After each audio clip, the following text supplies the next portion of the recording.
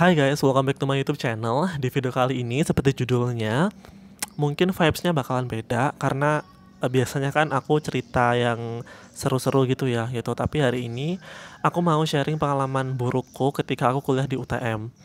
Sebetulnya ketika aku membuat video ini itu pertimbangannya banyak banget guys gitu loh, karena di satu sisi aku tuh pengen jujur dan pengen kayak ngasih informasi di mana mungkin informasi ini tuh bisa berguna gitu loh, karena nantinya pasti aku selip-selipin tips juga biar kalian juga nggak mengalami kejadian buruk seperti yang aku alami sebelumnya gitu loh. Cuman ada juga ketakutan aku di mana kayak nantinya video ini ketika upload, orang-orang tuh pada mikirnya aku itu ngejelekin kampus ataupun menjelekan instansi kayak gitu, paham nggak sih? Jadi ini disclaimer dulu ya sebelum aku mulai cerita gitu. eh Aku mau ngasih tahu aja bahwa video ini tuh pure nggak ada niatan apapun untuk menjatuhkan ataupun menggiring opini yang jelek, tapi aku hanya ingin menyampaikan informasi yang real, di mana ini pun juga bisa dijadikan nantinya informasi untuk ngeproteksi diri agar pengalaman-pengalaman buruk lainnya nggak terjadi kayak gitu.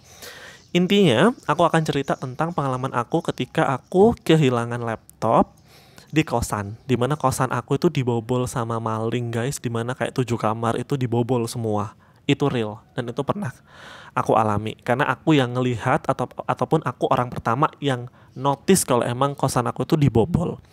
Jadi awal mula cerita akan aku mulai dimana aku mengalami kejadian ini itu ketika di semester 3 menuju 4, dimana pada saat itu aku inget banget liburan semester kurang lebih 2 bulan aku memutuskan untuk pulang ke rumah gitu kan. Dan kalian tahu lah semester 3 4 itu kan aku maba ya gitu, aku masih bisa dibilang kayak masih belum terlalu paham dengan situasi dan kondisi kampus saat itu. Jadi ya aku mikirnya kayak aman-aman aja gitu loh, apalagi selama aku di kosan situ aku belum pernah mengalami namanya kejadian yang menimpaku gitu loh. Jadi secara nggak langsung pada saat itu aku punya pendapat bahwasannya kayak aman-aman aja kok kayak gitu. Karena aku inget banget pada saat itu aku baru pulang dari Malang, ada lomba, kemudian ini laptopnya itu karena berat aku titipin ataupun aku taruh di kosan aja. Habis itu aku pulang karena kayak kurang dari seminggu aku bakal balik lagi, paham nggak sih? Jadi aku mikirnya nggak lama kok, cuman semingguan aja di rumah, dan aku pun di rumah juga nggak bakalan buka laptop, tugas juga udah kelar semua. Jadi ya mungkin laptop ini aku taruh di kosan aja gitu loh, ataupun di lemari pada saat itu. Nggak ada pikiran aneh-aneh guys.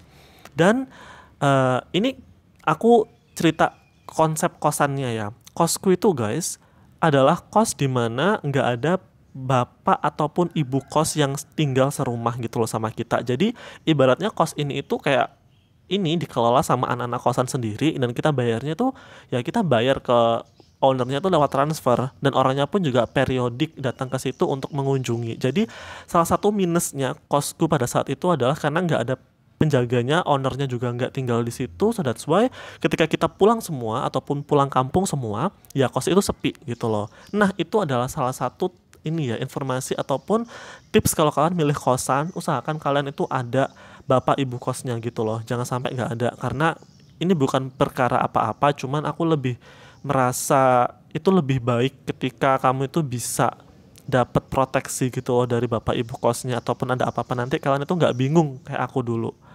Jadi ada orang yang kalian tanyain, ada orang yang bisa kalian mintain pertanggungjawaban gimana kayak kondisi kosnya, nggak yang tiba-tiba kosongan kayak kosku itu. So kembali lagi ke inti cerita.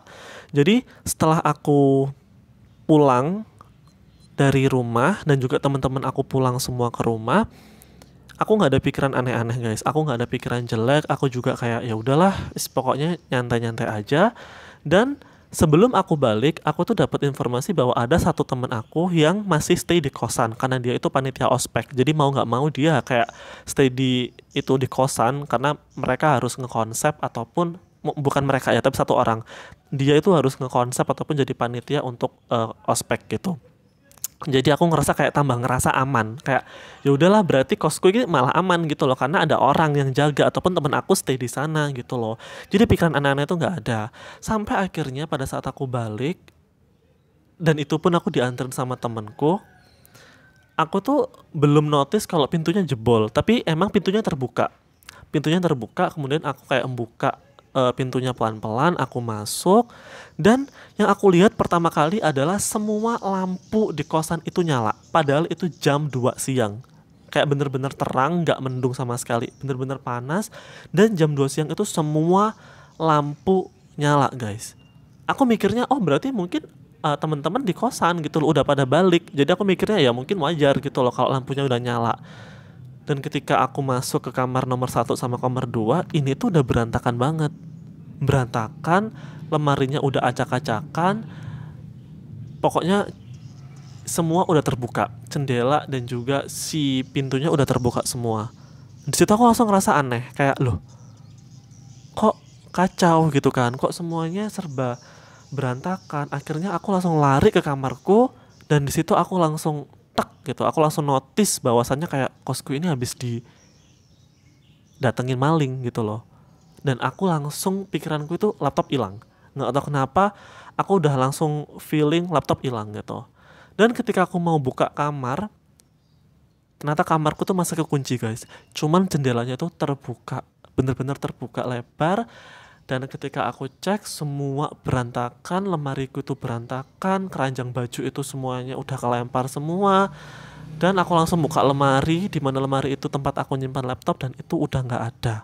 Laptop yang hilang itu adalah laptop merek Fujitsu, di mana itu aku dibeliin sama kakakku ketika pas di Jepang gitu. Itu kayak second sih emang, cuman masih berfungsi banget.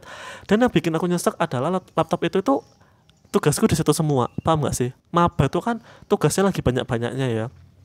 Dan itu semuanya langsung lenyap gitu, langsung hilang, dan aku langsung mikir ini gimana gitu. Aku langsung panik banget. Pada saat itu aku langsung kayak bengong, speechless untuk beberapa menit, sampai akhirnya aku langsung telepon semua orang. Aku telepon temanku yang sempat di kampus itu yang jadi panitia, kemudian juga aku telepon temanku yang tadi nganter itu, aku telepon bapak kosnya, semua aku telepon, aku buat story, aku rame-ramein gitu.